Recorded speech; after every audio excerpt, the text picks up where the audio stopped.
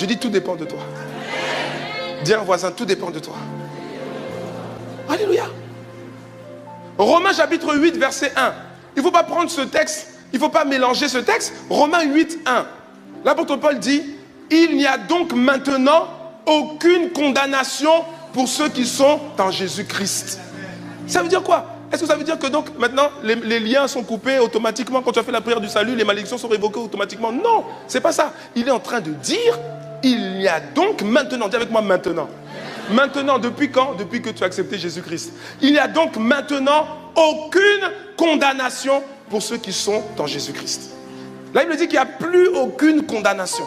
Le problème, c'est avant qu'il n'y ait plus de condamnation pour toi, depuis le jour où tu as reçu Jésus-Christ comme sauveur et Seigneur personnel, avant cela, tu étais déjà en prison.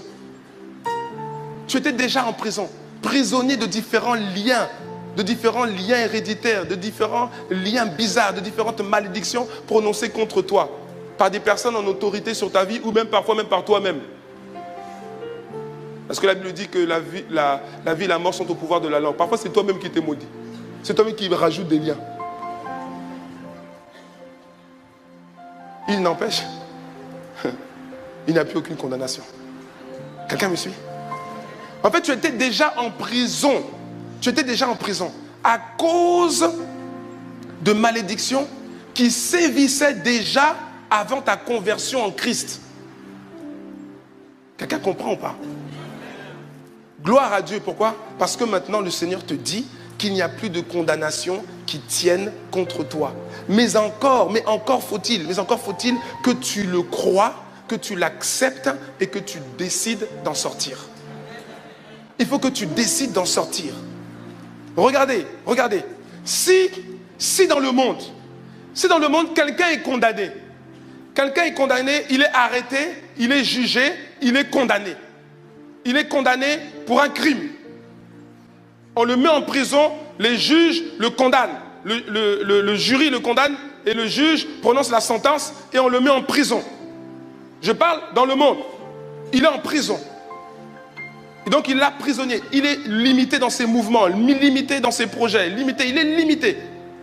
Et si à un moment donné, quelqu'un, quelque part, découvre une preuve, une pièce à conviction, une nouvelle preuve, qui en fait prouve que ce n'est pas lui.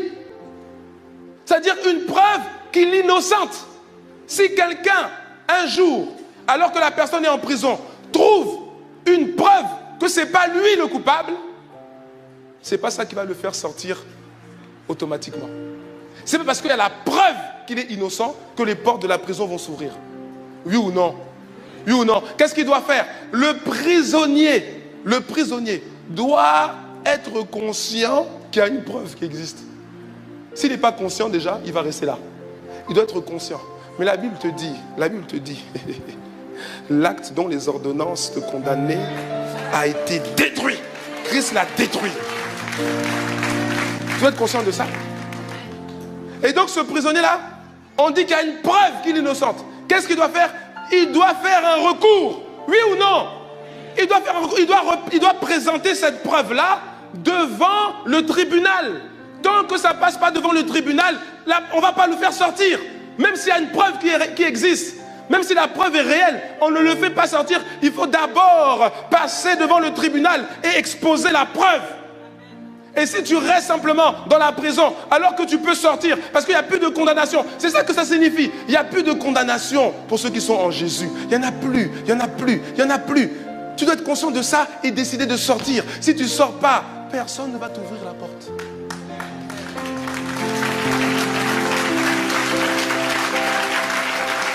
Alléluia. Tu viens avec ça, tu ramènes la preuve et tu sors. C'est pas quelqu'un d'autre qui va le faire à ta place. C'est pas quelqu'un d'autre. Surtout pas le réel coupable, le vrai coupable. C'est pas lui qui va amener la preuve pour t'innocenter. Ah, tu crois qu'il va le faire?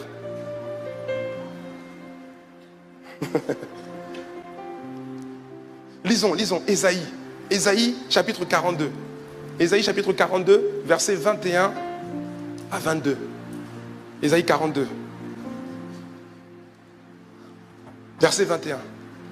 L'Éternel a voulu. C'est-à-dire que ça, c'est la volonté de Dieu. C'est la volonté de Dieu. L'Éternel a voulu pour le bonheur d'Israël, pas pour le malheur, pour le bonheur d'Israël. Bien-aimé, toi et moi, nous sommes l'Israël de Dieu par la foi. Amen. Donc ce texte-là, il nous concerne aussi. Amen. Il te concerne, il me concerne. Nous sommes, toi et moi, l'Israël de Dieu par la foi. L'Éternel a voulu, pour le bonheur d'Israël, l'Éternel a voulu publier une loi grande et magnifique. Une loi grande et magnifique. Faire quelque chose de grand, de fabuleux, de magnifique pour ton bonheur, pour ta paix, pour ton épanouissement. Ça, c'est la volonté de Dieu. Et il l'a fait à travers Jésus-Christ. Je dis qu'il l'a fait à travers Jésus-Christ. C'est la part de Dieu. Le verset 21, c'est la part de Dieu. Dieu a voulu, il a voulu le bonheur, il a voulu ton bonheur, et il a fait, il a publié une loi grande et magnifique. Une loi grande et magnifique. La loi de l'esprit de vie. À travers Jésus-Christ. C'est la volonté de Dieu que tu sois heureux, que tu sois prospère à tous égards. C'est la volonté de Dieu. Là, il le dit, l'Éternel a voulu. Le verset 21, c'est la part de Dieu. Mais regarde la suite, verset 22. Malgré le fait que Dieu a voulu ton bonheur, verset 22, et c'est un peuple pillé et dépouillé. Que quelqu'un dise, c'est pas normal. On dit que Dieu a voulu, pour le bonheur de son peuple, publier une loi grande et magnifique. Dieu a voulu, pour ton bonheur, envoyer son fils Jésus-Christ mourir à la croix. Mais le verset 22, c'est le constat. Le verset 21, c'est ce que Dieu a fait. Le verset 22, c'est le constat. Qu'est-ce qu'on voit? Le peuple qui devrait être heureux, qui devrait prospérer à tous égards, ce peuple-là, on voit, c'est un peuple pillé et dépouillé. On les a tous enchaînés par des liens, par des chaînes. On les a tous enchaînés, où ça? Dans des cavernes. Plongés dans des cachots. Ils ont été mis au pillage. Et personne qui les délivre. Dieu veut le bonheur de son peuple.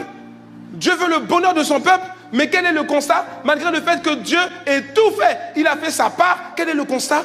On voit des enfants de Dieu qui sont enchaînés. Enchaînés dans les cavernes. Enchaînés dans les cavernes. Enchaînés dans les cavernes de la stérilité. Enchaînés dans les cavernes de la pauvreté. D'autres plongés dans des cachots. Plongés dans des cachots. Des cachots du chômage chronique, des cachots du célibat chronique et non désiré. Toutes sortes de choses. Ils ont été mis au pillage. C'est-à-dire que ce qui fait partie de ton héritage, on te l'a pris, on te l'a volé. Et personne qui les délivre. Dépouillés et personne qui dise restitue. Le verset 21, c'est la part de Dieu. Dis à un voisin, Dieu a fait sa part pour toi. C'est pas normal que tu sois encore dans des cavernes spirituelles. C'est pas normal que tu sois encore dans des cachots spirituels.